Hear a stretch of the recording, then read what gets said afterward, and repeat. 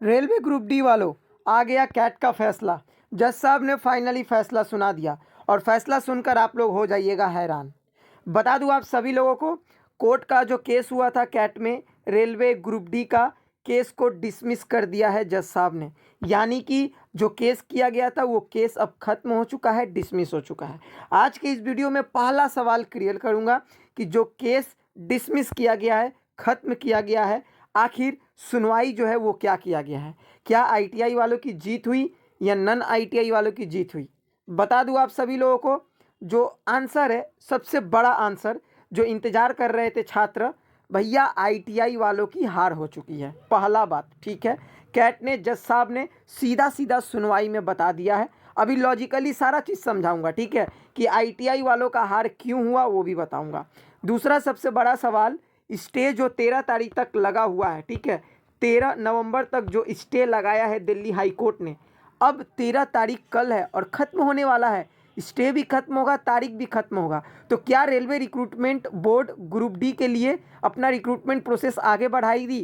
क्या, चौथा सवाल जो है, 17 नवंबर से एग्ज़ाम आप लोगों का होगा? सबसे बड़ा सवाल, प्रश्न चिन्ह, क्योंकि साथियों यहाँ पर रेलवे रिक्रूटमेंट बोर्ड आरआरबी जीतती हुई नज़र आ रही है। बस अब वो लोग याचिका लेकर जाएंगे सीधे एकदम दिल्ली हाई कोर्ट के पास कि भैया कैट ने डिसीजन सुना दिया है और हम लोगों के पक्ष में मामला रखा है, और आईटीआई वाले जो केस किए थे, याचिका किए थे, उसको कैट ने रद्द कर दिया है। चलिए वीडियो को शुरू करते हैं और अच्छे से स्टेप बाय स्टेप आप लोगों को मैं समझाता हूं। सबसे पहले बता दूं, आज आप लोगों का 12 नवंबर है, ठीक है। 12 नवंबर के दिन आप लोगों का कहां पर कैट में सुनवाई होना था। और बता दूं आप लोगों को, ऑल इंडिया टेक्निकल ऑर्गेनाइजेशन के जो महासचिव है गौरव जयराम सर, वही आईटीआई वाले छात्र लोगों के लिए जाकर कहां पर केस किए थे, तो कैट में केस किए थे, ठीक है। जब वो कैट में केस किए थे तब कैट में केस दर्ज हुआ, वो लोग एक्सेप्ट किए, सुनवाई पर सुनवाई हुआ। लेकिन जब जब सुनवाई होता था तब तब कैट के जज साहब का जो मूड है वो आप लोगों का रेलवे रिक्रूटमेंट बोर्ड आरआरबी के सपोर्ट में ही दिखा है। और फाइनली जब सपोर्ट में दिखा था तब ऑल इंडिया टेक्निकल ऑर्गेनाइजेशन के महासचिव गौरव जयराम और आईटीआई वाले छात्र इंसाफ के लिए कहां पर गए, तो दिल्ली हाई कोर्ट में जाकर दरवाजा खटखटाए, ठीक है। वहां पर याचिका दायर हुआ, वो लोग एक्सेप्ट किए। और 30 अक्टूबर को आप लोगों ने देखा कि दिल्ली हाई कोर्ट के जज साहब ने रेलवे रिक्रूटमेंट बोर्ड को फटकारा। क्यों फटकारा?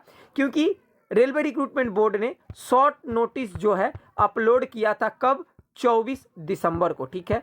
24 दिसंबर को वो शॉर्ट नोटिस अपलोड करते हैं और उस शॉर्ट नोटिस में क्या लिखा रहता है? Educational qualification railway group D में आईटीआई वाले ही सिर्फ फॉर्म भर सकते हैं, ठीक है। इसको लेकर अब तक कोई परेशानी नहीं थी। लेकिन ये नोटिफिकेशन कहीं ना कहीं जनवरी का 2 या 3 तारीख को हट जाता है ऑफिशियली वेबसाइट से, और हटकर जनवरी मंथ में अचानक एक नया नोटिस आता है, वो भी फुल नोटिफिकेशन। और उस फुल नोटिफिकेशन में बताया जाता है कि रेलवे ग्रुप डी से आईटीआई वाला जो क्वालिफिकेशन था उसको हटा दिया गया है। यानी कि सभी कोई फॉर्म भर सकते हैं, 10वीं पास जो लोग नॉर्मली है वो लोग भी भर सकते हैं और टेक्निकल पोस्ट पे लड़ाई कर सकते हैं आईटीआई के साथ। तो ये कहाँ का माजरा हुआ? इसी चीज़ को लेकर दिल्ली हाई कोर्ट में जब याचिका दायर हुआ ये प्रूफ के साथ, तब दिल्ली हाई कोर्ट ने क्या किया? भर्ती पर स्टे लगा दिया। स्टे कब तक लगाया? तो 13 नवंबर तक लगाया, ठीक है, कल अंतिम दिन। लेकिन अब जो मेन माजरा, दिल्ली हाई कोर्ट ने बोला कि भैया ये सब केस आप कैट में जाकर लड़िए, कैट फाइनल डिसीजन सुनाएगा, मैं नहीं सुनवाऊंगा। लेकिन कैट जो है फाइनल डिसीजन सुना देता है, केस को ही डिसमिस कर देता है, रद्द कर देता है साथियों। अब आईटीआई वालों के पास कोई चारा नहीं बचा है।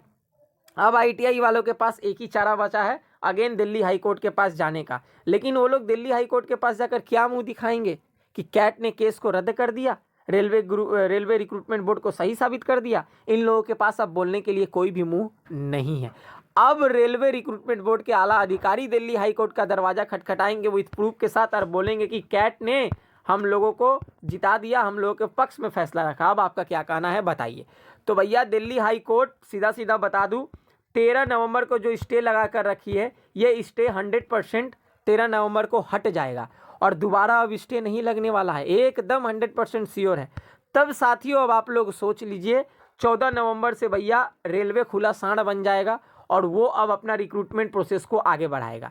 अब तीसरा सबसे बड़ा सवाल जो है, क्या 17 नवंबर को ही एग्ज़ाम होगा? देखिए 17 नवंबर को एग्ज़ाम नहीं होगा, 100% श्योर है, क्योंकि रेलवे का नियम है 10 दिन पहले वो सिटी इंटीमेशन स्लिप निकालती है, क्योंकि छात्र जो है कहाँ एग्ज़ाम पड़ेगा नहीं पड़ेगा चेक करेगा और जाकर रेलवे से टिकट कटाएगा। ठीक है, आज आप लोगों का हो जा रहा है 12 तारीख और 13 तारीख कल। ठीक है, 14 से स्टे हटेगा। तो अब आप लोग बताइए 5 दिन के भीतर में कभी क्या ऐसा हो सकता है सिटी इंटीमेशन स्लिप? नहीं हो सकता है। भले ही रेलवे रिक्रूटमेंट बोर्ड अपना सारा चीज़ तैयार करके रखी हो, लेकिन ये कतई नहीं हो सकता है, उसको 10 दिन पहले ही माजरा देना होगा। अब हम लोग 10 दिन का हिसाब लगाते हैं, तो भैया 15 तारीख से अगर 10 दिन का हिसाब लगाते हैं तो 25 तारीख हो जाएगा। ठीक है, तो कहीं ना कहीं जाकर क्या कहना है आप लोगों का, 26 नवंबर या 27 नवंबर को आप लोगों का एग्जाम डेट आएगा? जी नहीं, बता दूं 100% आप लोगों का जो एग्जाम डेट है दिसंबर फर्स्ट वीक या दिसंबर मंथ में ही होने का पूरी आसार अब दिख रहा है। तो कमर कस ले, तैयारी के साथ जुट जाए। और एक ही बात, अब फाइनली जो डिसीजन हुआ है सुन लीजिए अच्छे से, रेलवे ग्रुप डी का जो फॉर्म फिलअप खत्म हुआ है, जितने लोग फॉर्म फिलअप किए हैं सभी का एडमिट कार्ड इशू होगा और भैया सभी को एग्ज़ाम देने जाएंगे। और अब ऐसा कोई बात नहीं है कि टेक्निकल वाले पोस्ट पे सिर्फ और सिर्फ आईटीआई वाले का हक रहेगा, नहीं, अब टेक्निकल वाले पोस्ट पे 10वीं पास का भी हक है और आईटीआई वाले का भी हक है, यानी कि ऑल ओवर पूरा सभी को एग्ज़ाम दे सकते हैं भैया। 10वीं पास भी दे सकता है और आईटीआई वाला भी दे सकता है। तो अब 10वीं पास वाले पूरा खुशी लहर के साथ झूमेंगे, नाचेंगे, गाएंगे और आईटीआई वाले मायूसी फैलाएंगे। क्या कहना है, क्या कैट ने ये सही किया है? कमेंट करें। लेकिन अब स्टे भी हटेगा, केस भी क्लियर है भैया। आप लोग कमर कस लीजिए, तैयार हो जाइए और जुट जाइए एकदम सीधे प्रिपरेशन में। आप लोगों का एग्ज़ाम कहीं ना कहीं दिसंबर मंथ से होगा ही होगा। ठीक है, चलिए ऐसे ही अपडेट पाने के लिए चैनल को सब्सक्राइब करके रखें, फॉलो करके रखें।